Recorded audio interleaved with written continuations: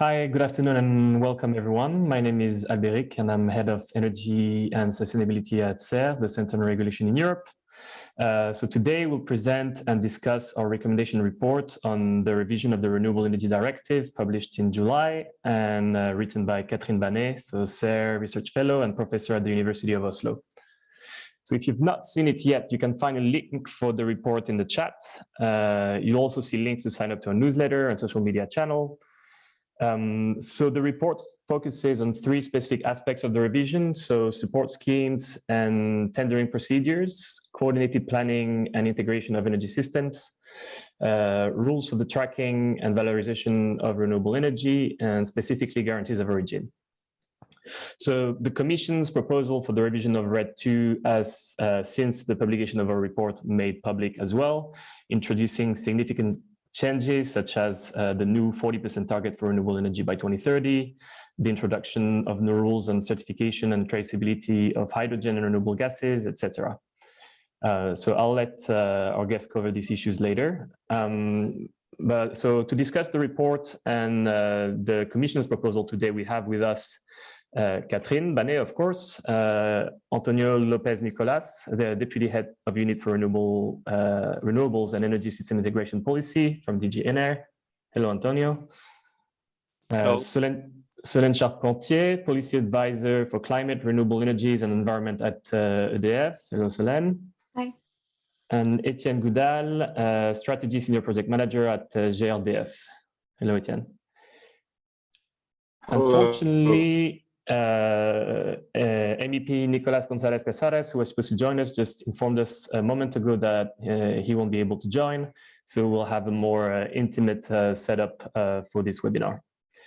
So thank you all very much for being with us today. Good to see you all. We'll start with a presentation by Catherine, and then our panelists will give their initial reaction before moving to a discussion and a Q&A around the specific aspects of the report. Please feel free to drop your questions in the chat throughout the discussion. Indicate, if possible, your name and to whom the question is directed, and I will pass them on to our speakers. Catherine, the floor is yours. Thank you very much, Albéric.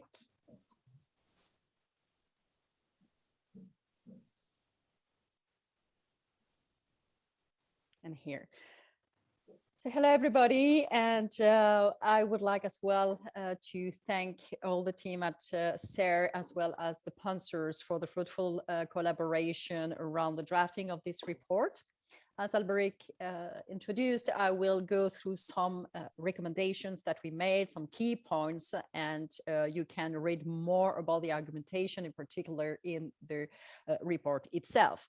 But let me start with the beginning, which is why we need the revision of Renewable Energy Directive and the implementation of the European Green Deal and the adoption of the European climate law means an increased target for renewable energy use in the European energy system. So that's a first important starting point. Additional measures will consequently be needed to be adopted to support greater deployment of renewables, even more than we see today. And that means both in general and for the different sectors, transport, heating, cooling, building, as we see reflected in the proposal from the European Commission, but as well in the different energy carriers. We have electricity, heating and cooling, and gas.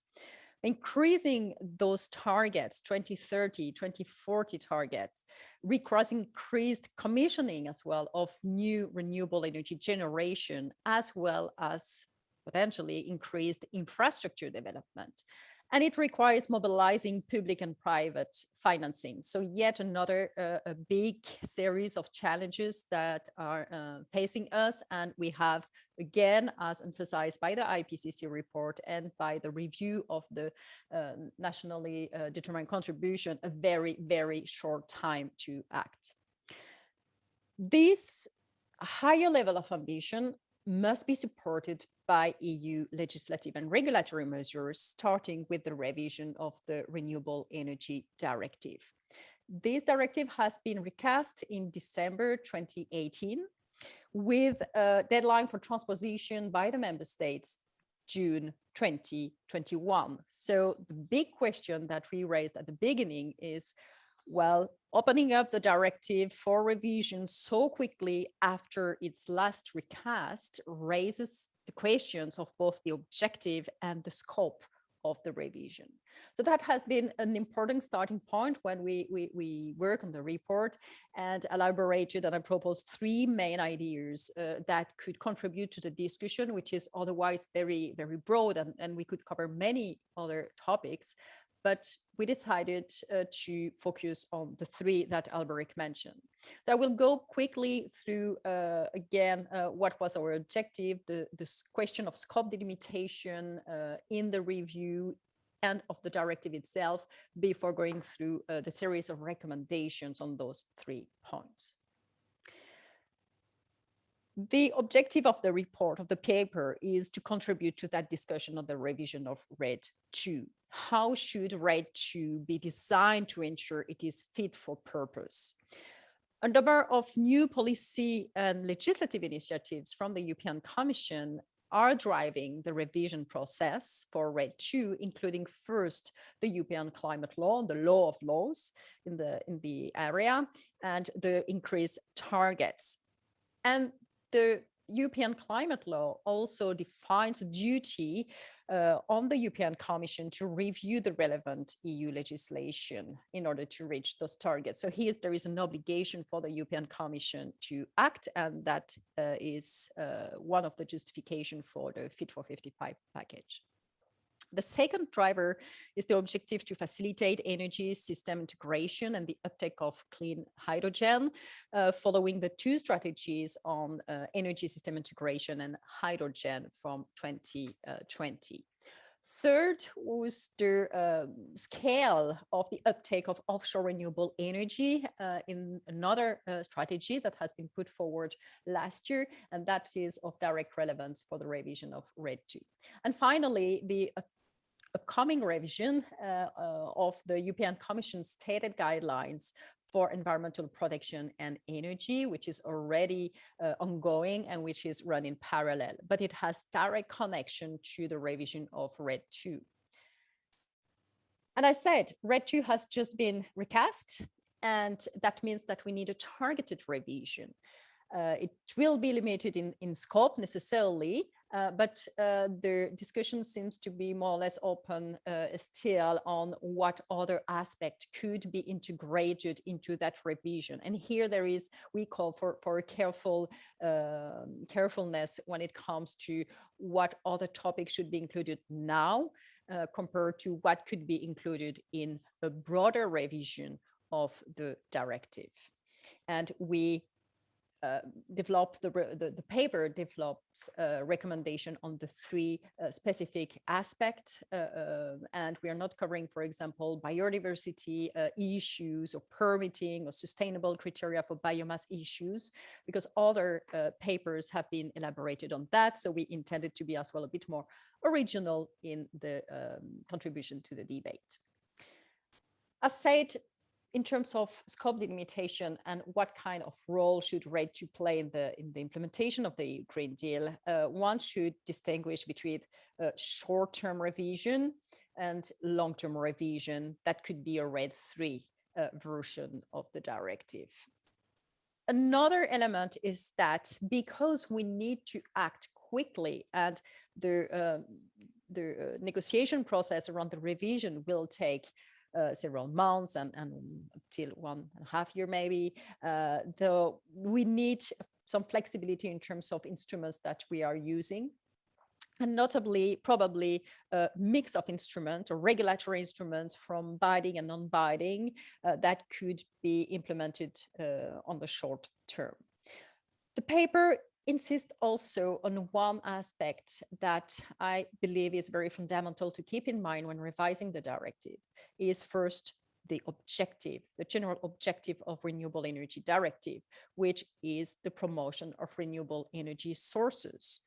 And second is the link of that directive with the other energy legislative pieces, so the general architecture of the EU energy legislation. And revising the Renewable Energy Directive should also take into account the link to those other pieces of legislation, the Electricity Directive, the Gas Directive, the Energy Efficiency Directive, etc., where I said RED II is more about the promotion of renewables, while other directives like Electricity and Gas Directive are more on the market design aspect of it. So that's an important element to keep in mind. Finally, there are other elements that will need to be integrated, other sectors, other carriers that complicates a bit the puzzle, and that will be also something to address in the upcoming new package on gas regulation. Let's move to the first part of the recommendation, which relates to support schemes. Additional pressure on planning and permitting for new renewable energy generation and related transport infrastructure will be one of the consequences, direct consequences of the increased targets, notably for 2030. This needs to be supported at the planning level for both generation and infrastructures. Permitting procedures will need to be adjusted to enable a faster approval of projects, but a more prescriptive approach may also be needed ex ante at the planning level. So here there is a link between recommendation 1 and recommendation 2, and that's for better anticipating the new project and stimulating to investments. When it comes to the tendering rules, the report advises for a careful approach, first because we have newly adopted provisions, both in the RED II, but as well in relatively new provisions in the guidelines for state aid to environmental protection and energy. And the introduction of competitive bidding procedures as a means of granting support has proven effective in reducing the cost. So that has been a positive consequence of the new rules. There are still some shortcomings in the deployment of RES projects, but they could also be attributed to some other external factors, such as permitting procedures. The use of tenders has enabled the member states as well to keep track on their progression towards renewable energy targets. So this is an important tool in the hands of the member states that are still in the process of adjusting their national schemes to the RED II requirements. So there is no need to change the general approach as part of the RED II revision. That's one of the conclusions in the report. Meanwhile, there are some additional improvements that can be made, notably on the issue of cross-border projects. Higher renewable energy targets for 2030 means a bigger gap to fill, and there is a potential around common sea basins, for example, common region where there are favorable conditions for renewable energy generation. And this is in line with the ambition level in the RE strategy, notably within the offshore wind sector. However, all tendering schemes implemented so far have remained national in scope. So we have few examples of really cross-border tender for renewable energy. We have examples between Denmark and Germany, but still it is quite limited. And therefore, the Renewable Energy Directive, the revision is an opportunity to improve that point. It is already covered in the proposal, so that's a positive element.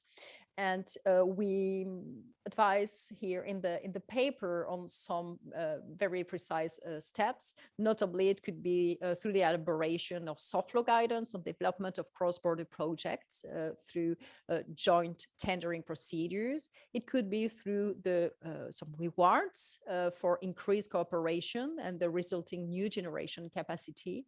Or it could be through the enshrinement of a mandatory requirement to try to cooperate via cross-border tender, reflecting the potential for joint project that has been identified in the integrated national energy and climate plans. So with a link with the governance mechanism of the Energy Union. Making it mandatory, so mandatory cooperation seems a bit disproportionate at this stage, but making it mandatory to try to cooperate is something which is more proportionate, is advised in the report. The second point is on technology specificity versus neutrality in tendering procedures, where REDII provisions on competitive bidding procedures, including the requirements related to technology choice, are still in the implementation phase. So again, we cannot change the rules of the game right after the recast of the directive. But it could be an opportunity to think about how to develop tenders in the future, notably in terms of the elaboration of a baseline choice for multi-technology tenders. We see as well that was one of the conclusions of a report from CERRE, that we see that member states are running those technology neutral and technology specific tenders in parallel at the moment, which is also a problem. And that the ambitious targets for specific technologies, such as for offshore wind or renewable hydrogen, must be also reflected in the criteria for granting competitive tendering procedures.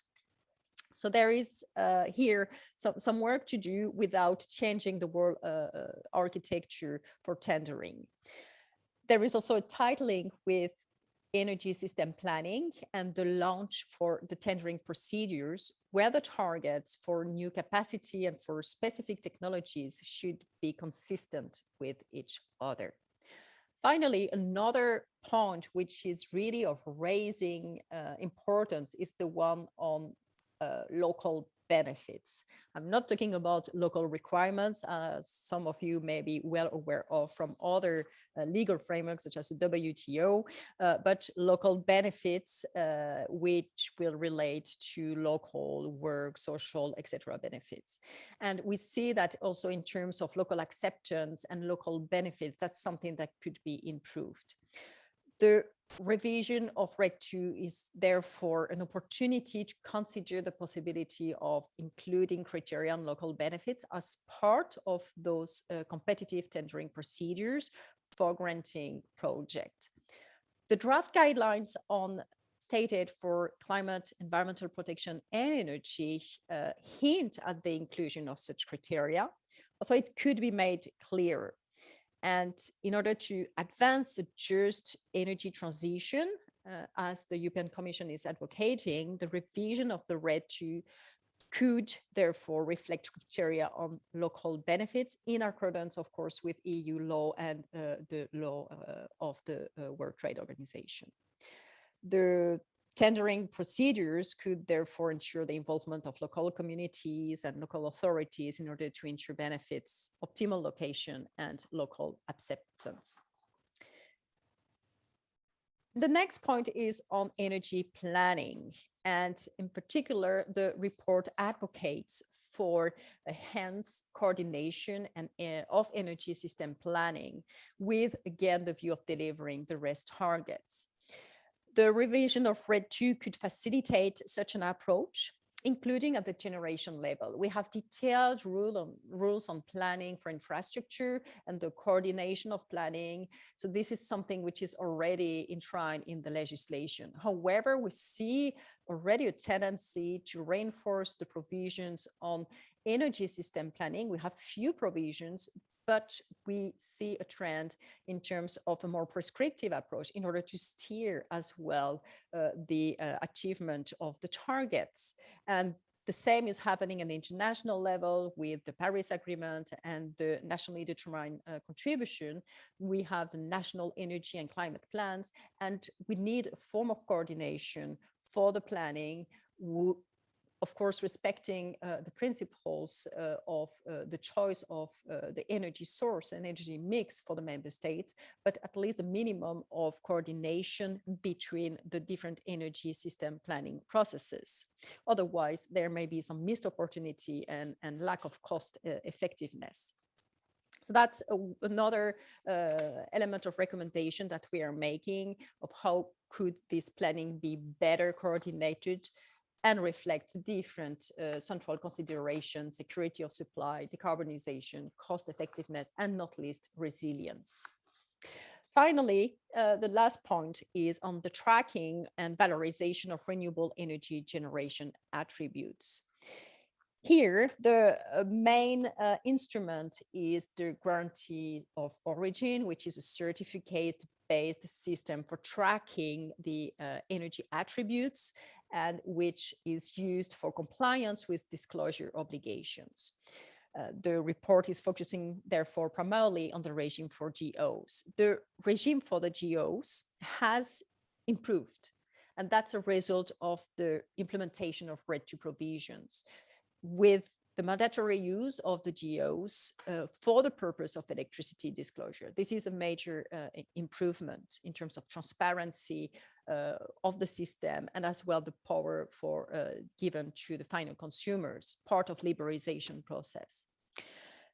Any revision of REDII should therefore preserve the main elements of the Geo regime, and at the same time, we could think about the introduction of some necessary improvements. And that's where the report is making recommendation. Any recommendation in terms of revision should take into account the fact that we should ensure and improve transparency and consumer protection. That's also a very important starting point on the for the revision of those provisions, as well as the potential for expanding the scope of the Geo to other energy carriers. So here there is a link to the forthcoming low carbon gas package. In terms of recommendations, so we can improve the provisions of REDII on that, in particular, enabling further market valorization. And there are some very important clarification made in the proposal from the European Commission in terms of the corporate power purchase agreement that should be kept, as well as the mandatory issuance of guarantees of origin to all requests, which was not the case before. And a final point that could be something for REDII Directive, but it's important to start discussing that, is the move towards a full disclosure, both at the production and consumption level, to have a fully transparent market and discussion around the production and consumption attributes of the energy which is delivered to the final consumers. In terms of conclusion, I would just like to pick up two of the provisions that are contained or proposals that are contained in the proposal for revision that was put forward by the European Commission. And as said, there are some further hints in terms of planning requirement that need to be pursued, notably in relation to offshore renewable energy sources, offshore wind. So this is something that is also in line with the conclusions from the report. And the second point is related to guarantees of origin, where they are very interesting additions that should be kept, I believe, in the revision process. With that, I thank you very much for your attention. And I stop here, Albéric. Thank you. Yes, thank you very much, Catherine, for the very detailed presentation. To the audience, do drop your questions in the Q&A section if you've got any questions for Catherine.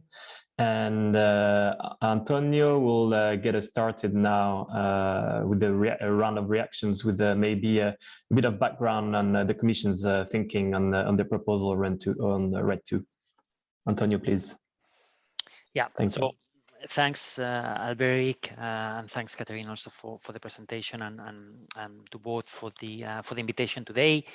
I think the report, I mean, I won't get into the details in this intervention. I'll do it later when getting into the questions. But generally, I think the report is a welcome input to the review process of REDII, and this is appreciated in that regard. We are, if you allow me, I mean, a few framing remarks to start the discussion. I mean, as you correctly said, I mean, we are we have proposed an amending directive. This is not a recast. When considering what to do for this revision, we've opted for this approach instead of reopening each and every article, because we wanted to keep policy stability, and also we didn't want to discourage implementation of the current RED II. So the deadline for transposition of the current RED II is June 2021, and member states are in the process of implementing and transposing. So it's very important that we are able to foster and accelerate that implementation process if we want to get into place the benefits of the 2018 RED II. Now, with this in mind, I mean, we've envisaged this revision. I think the main angle for the revision is the climate target plan and the ambition to become climate neutral by 2050 and reduce emissions by 55% in 2030. With that in mind, what we've done is to increase the target, as you've said, to 40%, and to come up with a number of measures across the different sectors, extending renewables to all sectors of the economy, from the current directive, which has mostly electricity, heating and cooling and transport. With the revision, I mean, we've got deeper into heating and cooling and transport, so we strengthen the measures, and we've also got into the buildings and the industry sector, so extending renewables to all sectors across the economy, and also trying to support citizens' uptake and companies' uptake of renewables across the economy. So this is, I think, the first main angle and very important thing to keep in mind. The second one is about energy system integration and hydrogen. So if we want to achieve renewable targets cost effectively, I think we need to do things in a different way. I mean, we are talking about accelerating and multiplying between 3 and 4 the pace of deployment of renewables across the economy in the next decade compared to this decade. So this means doing things in a different way. This means trying to integrate the sectors and use all possibilities at hand to electrify end users and end-use sectors, but also to use hydrogen, renewable hydrogen, where electricity cannot get to, doing things in a more circular, in a more energy efficient way. So this is the way to go in our view to be really cost effective. Thirdly, I mean, we look again at the bioenergy sustainability criteria. So this is extremely important if we want to ensure that bioenergy is sustainable and that bioenergy can contribute delivering and contributing to the future renewable targets. Currently, 60% of the whole renewable energy consumption and is expected to grow. And finally, we also look at a number of enabling measures across sectors that will allow us to remove identified barriers for renewables deployment and will allow renewables to grow at member state level. So this is, I think, the picture we've tried to paint with this revision. So what we've done doesn't touch all articles and doesn't touch all sectors.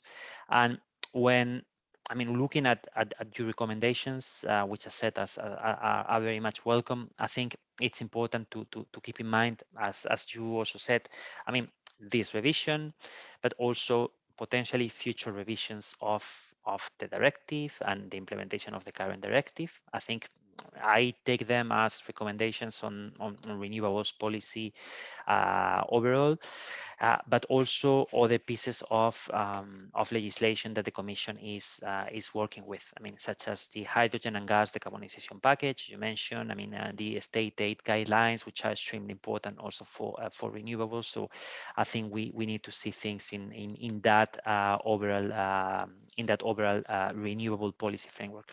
And with that, I'll stop for now. Thank you very much, Antonio. It's true that with all the open files that we have at the moment, you need to make sure that you're working on the right file at the right time and across all of them at the same time. Solène, do you want to go ahead and give us also your reaction to the report? Yeah, sure. Hello, everyone. And first, of course, many thanks to you, Albéric, and also Catherine, I think, for this, and CERRE, for this very insightful report and for having us today at this event. I think, first of all, this recast of this, or the revision of this RED II, as you mentioned, Antonio, is clearly one of the main pieces of the Fit for 55 package, and will have, let's say, a prominent place in the upcoming debate. So, of course, we are really looking into it. As a short introduction, I represent EDF, a French electricity company, and we strongly support the greenhouse gases emission reduction of at least 55% by 2030, and also, of course, the climate neutrality objective. We already have somehow a very deep decarbonized energy mix at EDF with only like 50 gram of CO2 per kilowatt hour based on renewable and nuclear. So we are, of course, counting on the growth of all renewable energy in the future, hydropower, solar, wind, and we have set ourselves the goal of reaching 60 gigawatt of renewable energy by 2030. So this revision of the RED II is, of course, welcome from our side. And to comment a bit on the report, I think the first very interesting point is that it's not only looked at the revision of this RED II directive, but it also takes, let's say, a holistic view and studied all the interaction that we can have between the different strategies and also the legislative proposal that have been or will be published by the Commission in this broad scope of this Fit for 55 package. Let's say for us, the decarbonization being the priority, somehow low carbon electricity and low carbon e-fuel, especially hydrogen, as you also mentioned, Antonio, that are able to meet stringent greenhouse gases emission criteria should be somehow able to participate in this process of carbon neutrality and be recognized as part of the solution. Of course, if it's not in RED II, it should be somewhere else in other legislative pieces. And as you mentioned, we are also focusing on this upcoming gas and decarbonization package by the end of this year. Maybe to remark on this revision of the RED II, we strongly support, as I said, the increase of the overall renewable target to 40% in 2030, but maybe two main points of attention, and we can maybe develop that a bit later in the discussion. First, as a renewable developer, for us today, the main issue is permitting. So raising this 2030 renewable targets is somehow academic if you do not address this permitting issue. So accelerating the authorization process is key and a precondition to be able to deliver on this Fit for 55 package. And a second point, we were mentioning the revision of this RED II, and if we do support the increase of the overall target, we are a bit more skeptical about the addition of numerous sub-targets, either looking at different end uses sectors, but also like specific fuels. We think somehow this could and would increase the complexity. It could delay the adoption and maybe also the future transposition in the member states. So for us as a priority, this directive should primarily reinforce the case for direct electrification as the primary driver for Europe decarbonization in the next years. Yeah, I think I'll stop here for the introductory remark. Thank you, Solène. Yes, we'll come back to these points in the discussion, especially permitting, because that's a hot issue. Etienne, do you want to also react? Yeah, well, first I would like to thank you, Albéric, and thank you to the CERRE for this work, and also thank you to Professor Banet for this enlightening approach and enlightening report on the possibilities of this revision, partial recast of the Renewable Energy Directive. Just also a short introduction. So I'm from GRDF, which is the main gas distribution system operator in France and one of the biggest in Europe. And well, we are clearly focused on one point. In 2050, all the gas that we will be able to distribute will be renewable gas. Because we also aim for carbon neutrality in 2050, and for that we are completely convinced that the revision of the various European directives and laws should ensure that all renewable energy sources are supported, as long as there is a certification process which ensure the sustainability.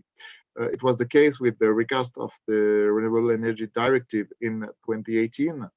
And now the European climate law and the increased objective of reduction of carbon emission and GHG emission, as well as the various recent emergency reports from IPCC or from the UNO, which are saying that there's a high risk of increasing the global temperature above the targets if there are no efforts, shows that there should be some targets which cover all renewable energy sources. In the report, what's interesting is to emphasize on, well, I would say two main points.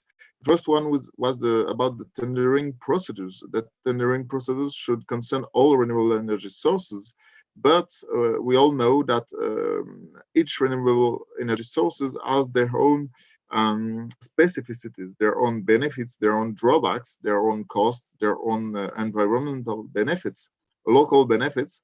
So it's really important to make sure that the various tendering procedures take into account the fact that the various renewable energies cannot be supported exactly the same way and with only the price of energy, but also their global impact on environment and climate. The second point is the fact that there is a big stake on the traceability of renewable energy. The guarantees of origin, which has been set in Article 19 of the Renewable Energy Directive, was interesting because it put the first step of the traceability, a tracking approach of the use of renewable energy.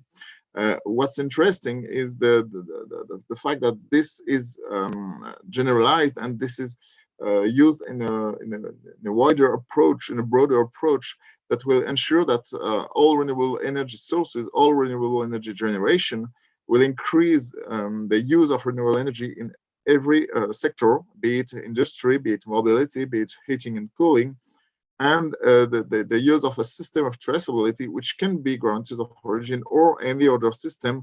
For instance, the idea of the union database is really interesting to ensure that there will be renewable energy in all sectors, and then that the various renewable energies will be used to optimize the decarbonization of the whole European Union. Well, thank you for this. This was my short reaction. And I will, of course, lay some time for the debate. Thank you, Albéric. Thank you, Etienne. Maybe before I start with some of the questions, maybe I should give Antonio an opportunity to quickly react to the points made by our panelists, and then I can start diving into the questions. Is that okay? Yes, that's perfect. So I mean, thanks for the comments. I think those are well understood. Maybe, I mean, picking up on only a couple of things for the sake of time. I mean, on elements connected to the complexity of sub-targets of the directive that were mentioned. I think we have a slightly different view. I think we are of the opinion that if we want to really deliver on the ambitious targets and on the 40%, and if we want to do it at the time that it requires that it's required to be done, we need to have a strong structure of targets and measures, a strong architecture underpinning the delivery of this 40% target. And I'll put you an example. I mean, heating and cooling, it's a sector which is half of the EU energy consumption, but where the renewable share has increased only 5 percentage points in the last 10 years. For the next 10 years, it needs to increase around 18 percentage points, almost 4 times quicker. So unless we act and unless we have concrete measures that would allow targets to be achieved, I think we are going to be in trouble. And same thing for industry. For example, if you look at the renewable share in industry, I mean, it has not moved a lot for the last 10 years, and this is I think the reality we are facing now on RFNBOs.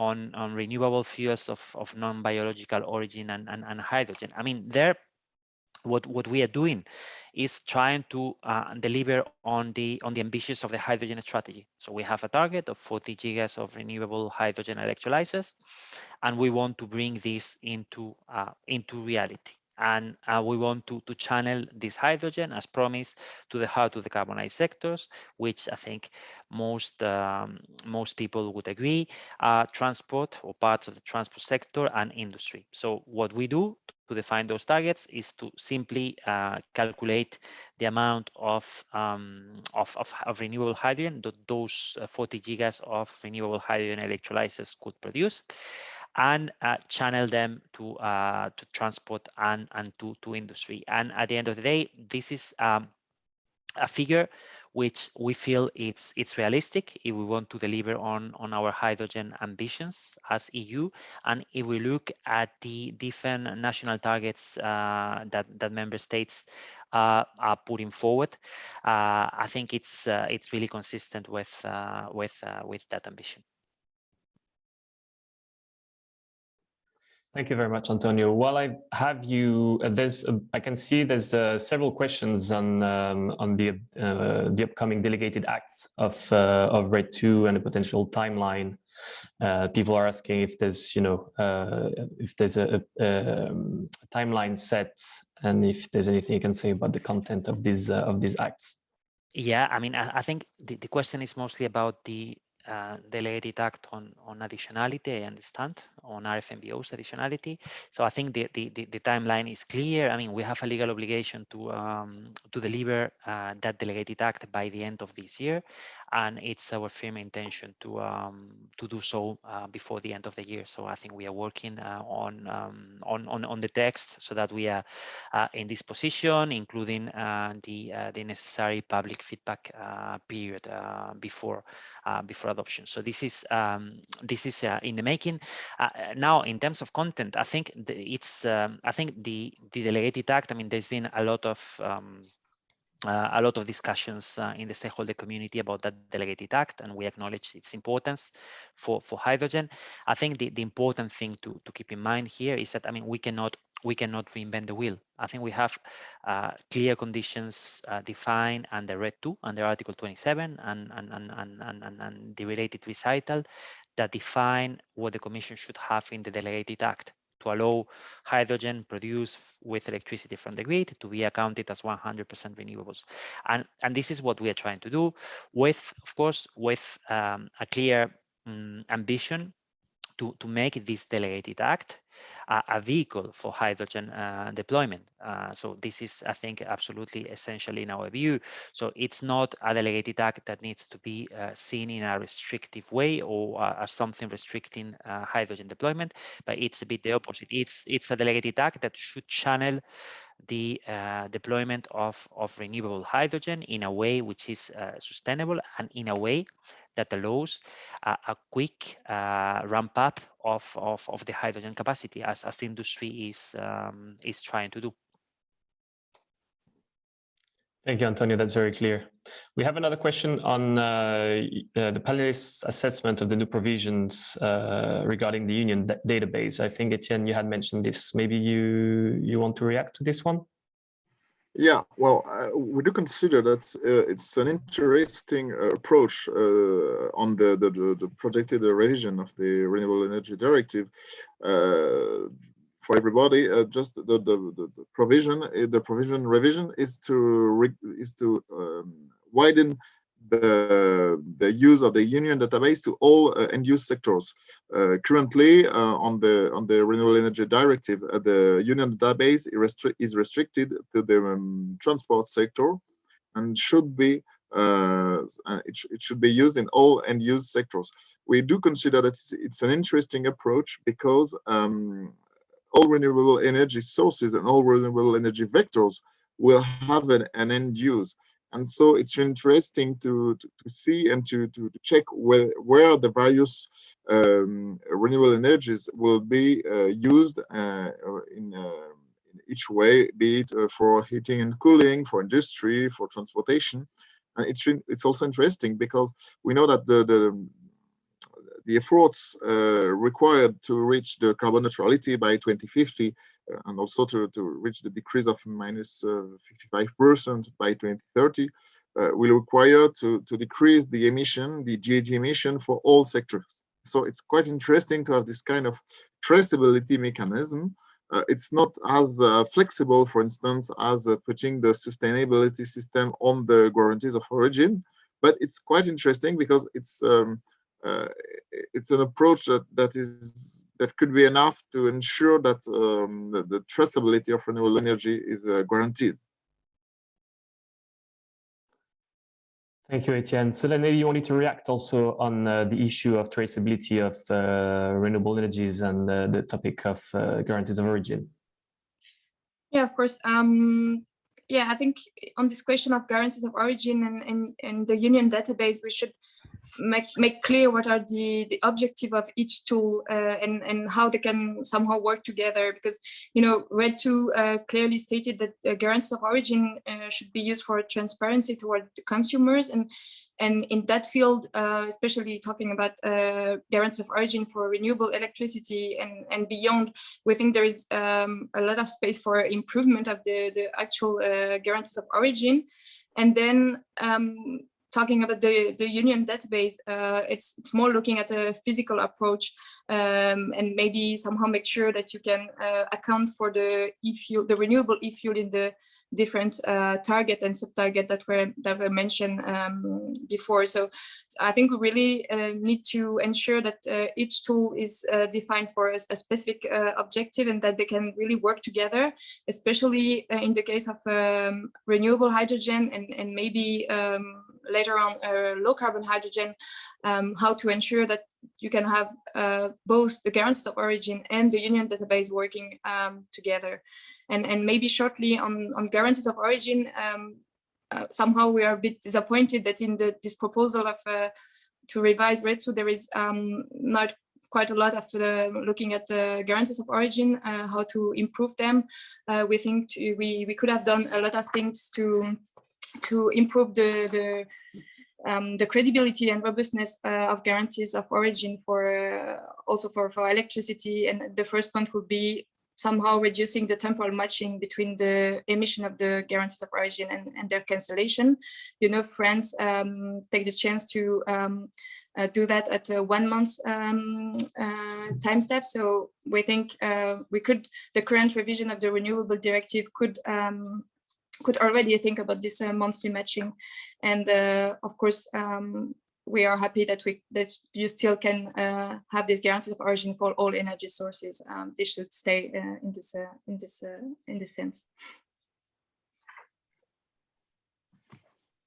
Thank you, Solène. I'm going to give Antonio an opportunity to maybe react to this on the topic of guarantees of origin before moving back to the issue of permitting, as I've got a question on this as well. Antonio, maybe you want to quickly come back to Solène on the topic of Geos, or? Yeah. I'm happy to do that. I mean, on Geos, what we've done is not to. I mean, this is one of the areas that was hotly debated and extensively debated during the 2016-2018 co-decision. So we've not decided to get into a full redesign of the Geos system. So this is clear. What we've tried to do is to go for one very important change in the Geos system, which according to our assessment would improve the liquidity and the functioning of the system, and it's to remove or to propose removing the exemption of that member states have not to issue Geos in case of supported electricity. We feel that it's very, very important will go in the direction to have Geos issued for each megawatt of renewable electricity. This is important asset for the liquidity of the system, but also for the way, for example, the power purchase agreements market work. So this is one of the things clearly flagged in the public consultation by stakeholders as one main barrier for PPAs. But as said, we haven't. We need to keep in mind that we haven't got into a full redesign of the Geo system.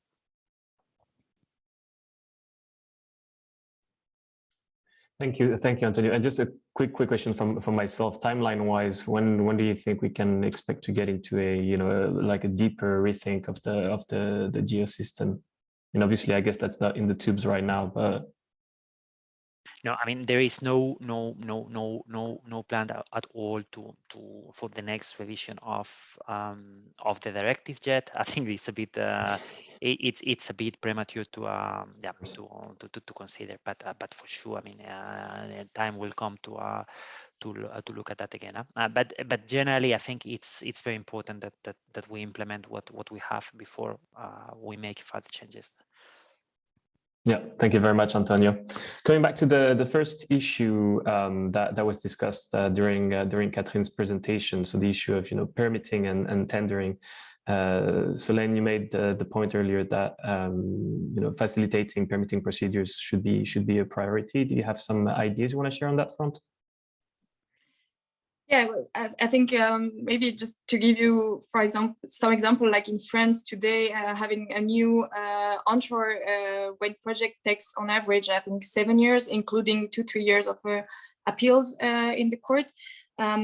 So permitting procedures have been improved in the past few years, and theoretically they are faster, but there are still some issues, and maybe two main limits. I think the first one is the scarcity of land availability, not physical constraint, but mainly regulatory ones. I'm talking about restriction to where a renewable project can be built, because of military or civil aviation constraint, regulation, very strict regulation on protected species.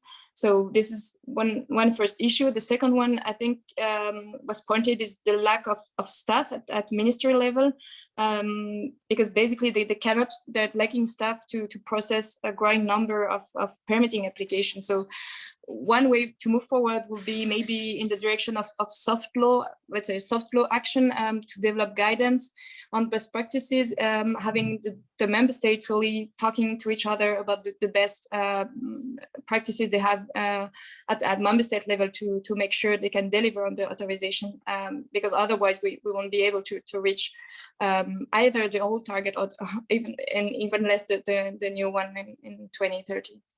Because it's tomorrow for renewable projects, if you're talking about especially wind projects.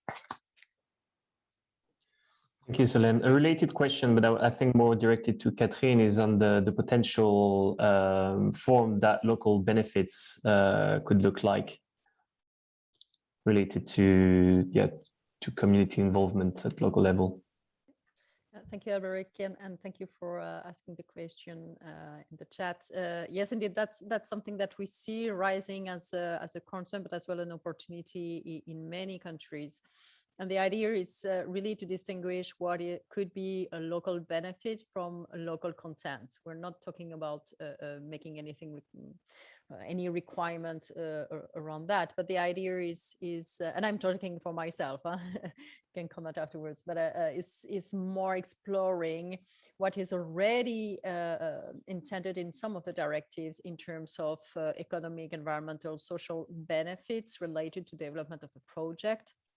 It could be through project ownership or direct community involvement in the development of a project, or through job creation that is more emphasized through the value chain.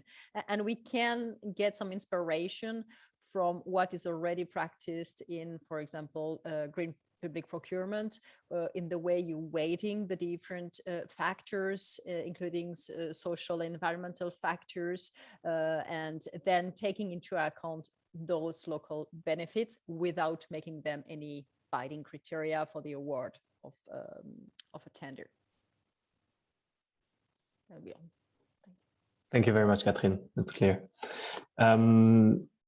Etienne, maybe you also wanted to come in on the issue of permitting. Anything to add to this point? Or more about the local benefits.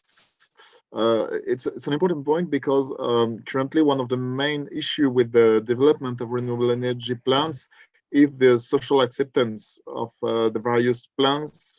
Nobody wants it's the famous "not in my backyard." And so to ensure that the renewable energy plants, renewable energy facilities are more easily accepted, it's important to take into account the fact that they also have some local benefits, be it for the air quality, be it for the use of soil, the various impacts that are correctly managed to ensure that there will not be any general opposition on the development of renewable energy plants. Otherwise, it will be very, very difficult to reach the objective of reduction of carbon of GHG emission by 2030, and also the development of renewable energy sources. Thank you. I don't know if it's my connection of yours, but there was a bit of a break here. But another question to all of you, actually. Sorry. If you can just allow me to follow up on what Etienne just said. Of course. And indeed a way to ensure that you're highlighting, as you said, for example, use of soil and other environmental benefits to that is through the enforcement as well of the procedural rules. And we see that coming, I believe, in the guidelines, the revision of the guidelines with an increased requirement of consultation and public consultation for the development of the scheme. And therefore here the opportunities could be better identified as well. Thank you. Thanks, Catherine. I'm also going to give Antonio an opportunity to react to this before I ask him and the rest of the panel the next question. On permitting or local benefits, on both? I guess on both. Okay. Starting by permitting, maybe. I think that's clearly on our radar screen, and this is probably one of the most debated issue in terms of barrier for renewable projects. So we are very much aware of that. We've not changed the relevant articles of the directive, Articles 16 and 17, in order to avoid disrupting implementation, because we consider that the articles are as ambitious as they could be. I think the key now is to see how we can best support an ambitious implementation. So we are working a lot on that front. One thing we are looking at is the possibility of issuing guidance next year with best practices to support ambitious implementation of the permitting procedures of RED II, but also removing additional barriers. But there are a few other elements in RED II in the proposal, including a review clause that we will take into account if we don't manage to speed up the administrative procedures as we intend to do. So this is on the permitting side. On the local benefits, I think we are very much acknowledging that reality, and this is, I think, one of the elements that drew our attention when reading your report. This is also something we have, for example, in the current directive. I think sometimes people forget, but if we look at Article 22 on renewable energy communities, we ask already member states to look at the specific situation of renewable energy communities when designing support schemes. So in our view, this is the way to go, to be able to consider the specificities and the importance of acknowledging local benefits so that we can increase local acceptance of projects, because at the end of the day, as said earlier, we are gonna multiply by 3 more or less the number of projects we will be developing in the next decade, and we need to have the citizen on board, and we need to revert some of the benefits to the European citizen. So this is, I think, the best way to do it.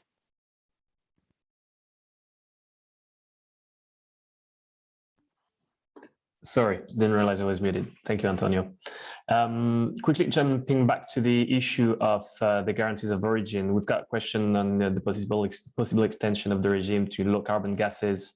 And so what's been the Commission approach to this issue? I think the extension to low carbon gases, I think, is currently possible. So the Renewables Directive allows member states on a voluntary basis to go beyond renewables when designing their Geos. So this is I think, something important to keep in mind. We don't get into low carbon related issues in the Renewables Directive because it's only about renewables. Now, what the hydrogen and gas market decarbonization package is looking at, the one that will come by the end of the year, is a certification system for low carbon gases and for low carbon, including low carbon hydrogen. This is, I think, what colleagues are doing in the context of the impact assessment and in the context of that legislative review. I think it's a bit too early to say whether this will be based on Geos or not, or whether there will be some elements connected to Geos in the legislative proposal for gases. But we will be definitely looking at certification of low carbon gases. Thank you, Antonio. Does Solène or Etienne want to react to this point on the extension of Geos to low carbon gases? Etienne, maybe. Yeah, well, it will be important to have a kind of an extension, yes, of the guarantees of origin system, which already exists for renewable energies, for low carbon gases, for instance. It's interesting, but it's necessary, I would say, because all the efforts are required to reach the various targets for 2030 and for 2050. And for that, low carbon energies, low carbon vectors can be an interesting tool, and they will need to have an adapted, some kind of a traceability mechanism. Just as Solène said before, every system has its own objective, and the use of guarantees of origin is to make a proof of consumption of low carbon energy. So it's interesting, and it's necessary in order to reach the various targets of reduction of GHG emissions. Thank you, Etienne. Solène? Yeah, I think most of it was covered, but of course we are looking in this upcoming gas and decarbonization package, because it really calls for a close alignment of the regulatory regime for guarantees of origin across the different legislative instruments. So, of course, this directive for us is an opportunity to define certification mechanism for low carbon gases, especially hydrogen, for what we're concerned. Thank you, Solène. Quickly jumping back to the issue of permitting. So we've got a question or more statement by someone who said, that the solution would be to look into EU environmental legislation. I just saw that you have your hand up, Antonio, so I'll give you the floor just after this. And who's suggesting to look into the Commission's biodiversity strategy 2030 to ensure that expected stricter rules do not lead to additional burden for projects. Maybe I should start with Antonio on this question. Is this something that's in the tubes or being looked into at the moment? I mean, maybe if you allow me to come back previously to the other question, I think, I mean, to make clear one point, I mean, we clearly see low carbon as part of the solution. So, I mean, if you look at the low carbon hydrogen, I think it's even if we feel that it's not, I mean, that the main goal of the EU should be developing renewable hydrogen, but we see low carbon as a part of the solution towards climate neutrality. Now, this doesn't mean that the low carbon Geos are necessarily the solution. I think there is generally some misunderstanding about what Geos do and what Geos do not do. I mean, the current Geos and the European legislation are not a target accounting rule. So they have nothing to do with traceability. They have nothing to do with target accounting. They are a tool that allows for consumer information. So there, I mean, in that regard, and this has not changed with REDII. I don't see that role of Geos being critical for target achievement. It's critical for consumer information. Now, the way certification has been defined so far, and with the proposal of the Renewable Directive, is based more on a different scheme, on the so-called voluntary schemes and the union database that allow for the tracing of gases and fuels. And I think this system allows you to ensure sustainability, but also to ensure that those can be accounted for targets. So that's I think for the other point. I think for the question on okay, can you maybe Albéric, repeat the other one? I'm not sure if yes, of course. Basically, the point was that speeding up permitting and strengthening EU environmental legislation should be thought about together. And not next to each other, just to make sure that more stringent environmental legislation doesn't get in the way of facilitating permitting for energy projects. But I think that's the way. I mean, that's the way it's being handled, and at the end of the day, I mean, you cannot do one without the other. I think both, in our view, both objectives are compatible, and it's obvious that there are tensions in some instances and in some for some technologies, for some member states, but those tensions need to be conciliated, because I mean the deployment of renewables cannot come at the expense of damaging the environment. This is very clear for everybody. We want to make it really long term. At the same time, we cannot delay projects indefinitely without having a sound environmental reason. So I think we need the right checks and balances, and we move forward with on that basis. Of course, thanks a lot, Antonio. Catherine, you wanted to come in?